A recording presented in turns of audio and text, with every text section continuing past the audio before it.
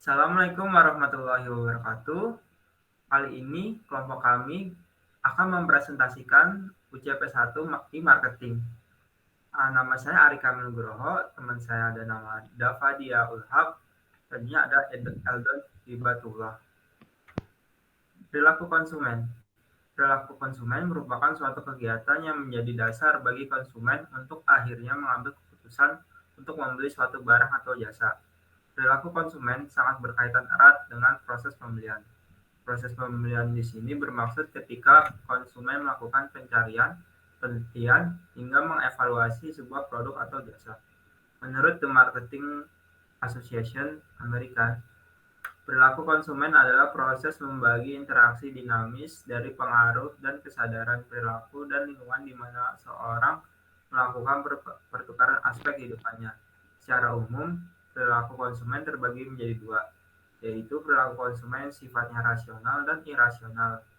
Rasional bermaksud tindakan seorang konsumen dalam membeli suatu produk jasa yang mengutamakan kebutuhannya, sedangkan irasional tidak mengutamakan kebutuhannya. Era digital. Era digital merupakan sebuah masa di mana hampir semua hal dalam kehidupan dibantu dengan teknologi digital. Era digital ini dimulai sekitar tahun 80-an, bermula dari perubahan teknologi mekanik dan elektronik analog ke teknologi digital. Buktinya adalah adanya kita internet di kehidupan sehari-hari. Banyak orang yang seakan tak bisa hidup tanpa ada internet. Melalui internet telah mengubah banyak hal dalam hidup kita. Hal ini sangat terlihat terutama pada generasi milenial yang tidak pernah bisa lepas dari teknologi digital. Ini, teknologi digital merupakan sekedar cara berkomunikasi maupun berinteraksi, tetapi internet juga sangat berpengaruh pada semua sektor bisnis yang ada di dunia. Perilaku konsumen di era digital. Perkembangan era digital yang pesat memiliki dampak pada seluruh aspek kehidupan. Salah satunya yaitu dalam dunia bisnis dan perilaku konsumen saat akan berbelanja. Berikut 6 perilaku konsumen di era digital. Pertama, Anda melihat standar dan kualitas dari review. Konsumen tidak lagi membandingkan suatu produk brand tertentu dengan brand pesaingnya, namun membandingkan dengan seluruh brand. Hal ini terjadi dikarenakan kini konsumen bisa melihat informasi dan spesifikasi dari suatu produk dengan begitu mudah dari seluruh penjuru dunia. Mereka akan menjadi semakin selektif dan banyak membandingkan satu produk dengan produk lainnya. Toleransi konsumen. Konsumen cenderung menginginkan kemudahan dalam pelayanannya. Namun jika pelayanannya tidak terpenuhi dengan baik, konsumen akan memberikan komplain langsung di sosial media. Hal ini pasti membuat review perusahaan tersebut jelek dan merusak reputasinya. Selanjutnya ada komunikasi dengan konsumen. Banyak dari konsumen mengetahui produk atau layanan dari ulasan dan testimonial pelanggan tersedia di media sosial dan toko online. Ini dapat membangun atau menghancurkan perusahaan pada saat yang sama. Jika testimoni yang didapat perusahaan bagus, maka akan semakin banyak konsumen yang akan melakukan pembelian. Namun jika ulasan dan testimoninya jelek, perusahaan ini bisa menjadi kemerosotan karena pembelian menurun drastis. Loyalitas. Konsumen tidak mau mengeluarkan uang atau produk atau layanan berkualitas buruk. Konsumen cenderung menginginkan membayar lebih untuk produk dan layanan berkualitas baik daripada harga murah tapi kualitas jelek. Menggali informasi. Segala bentuk informasi tentang suatu produk dapat diakses mudah dengan sosial media, toko online, ataupun situs web merek. Konsumen dapat dengan mudah melihat gambar dan spesifikasi produk di sana. Selanjutnya ada tidak ingin tertinggal. Konsumen seringkali tidak ingin ketinggalan dengan sesuatu yang sedang hangat dibicarakan. Konsumen suka mencari produk atau jasa yang saat ini sedang digunakan oleh masyarakat umum. Mereka cenderung tidak ingin melewatkan sesuatu. Selanjutnya ada perencanaan strategi para bisnis digital. Perencanaan strategi yang dilakukan merupakan strategi organisasi yang dirumuskan dan dilaksanakan dengan memanfaatkan sumber daya digital untuk menciptakan nilai diferensial. Yang pertama, bantuan misi dan tujuan. Perencanaan strategis dimulai dengan penentuan misi untuk organisasi. Tujuan utama organisasi yang ditetapkan harus didefinisikan dengan jelas. Tujuan utama organisasi yang dipilih dalam perencanaan ini adalah kami ingin membuat bisnis digital berupa online shopping yang membuat barang. Yang kedua ada analisa lingkungan. Analisis lingkungan internal adalah proses di mana perencanaan strategi mengkaji faktor-faktor internal perusahaan untuk menentukan di mana perusahaan memiliki kelemahan dan kekuatan.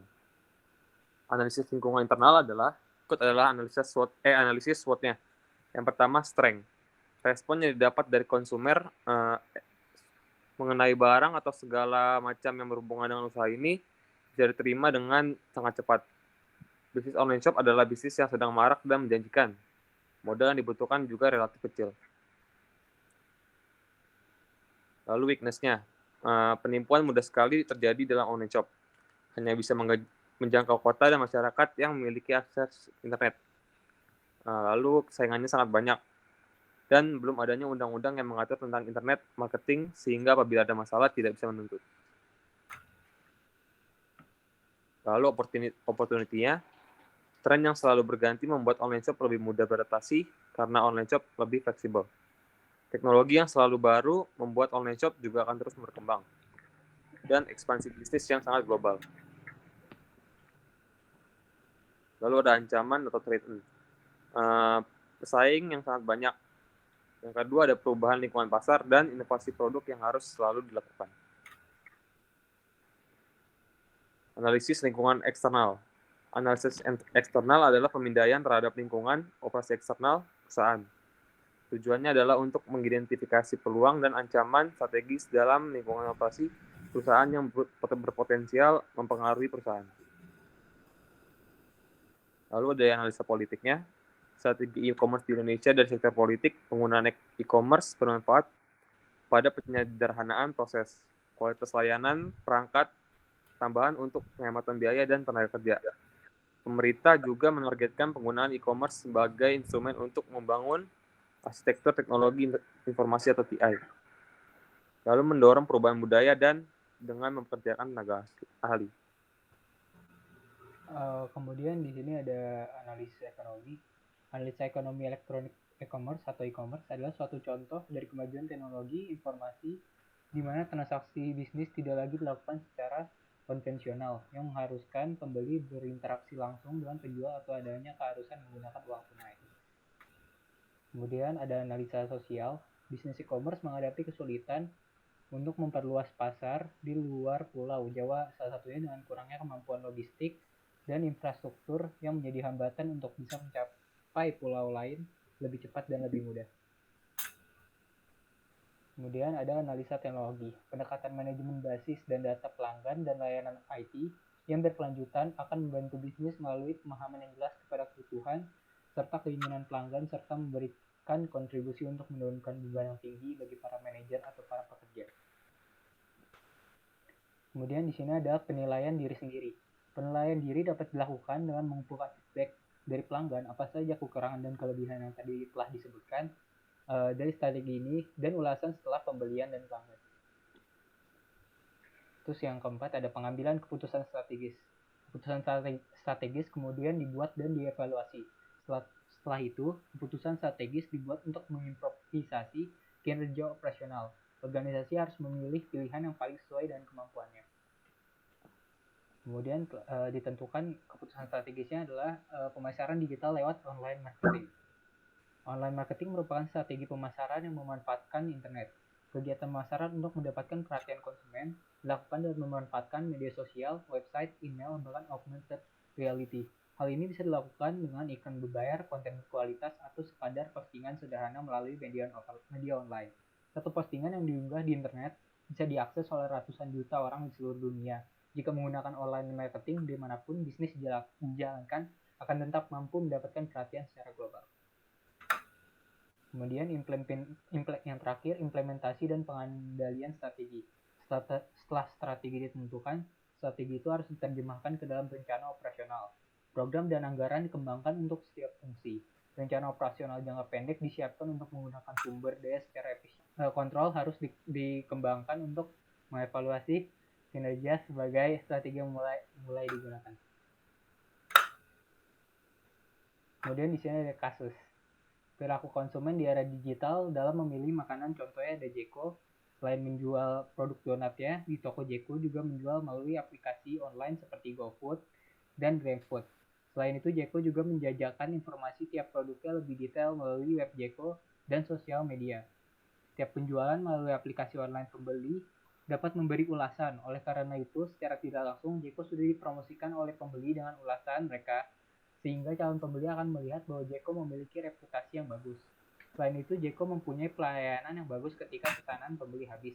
Karyawannya segera menghubungi pembeli dengan intonasi yang sopan sehingga pembeli merasa dihargai dan tidak kecewa bahwa donatnya sudah habis, karena pelayanannya dan kualitas produk yang konsisten inilah yang membuat pelanggan loyal terhadap Jeko. Selain itu, Jeko juga berinovasi tentang rasa, sehingga donatnya yang dijualnya trendy dan tidak ketinggalan zaman. Sekian dari kelompok kami untuk hasil UCP 1 kali ini. Kurang lebihnya mohon maaf. Assalamualaikum warahmatullahi wabarakatuh.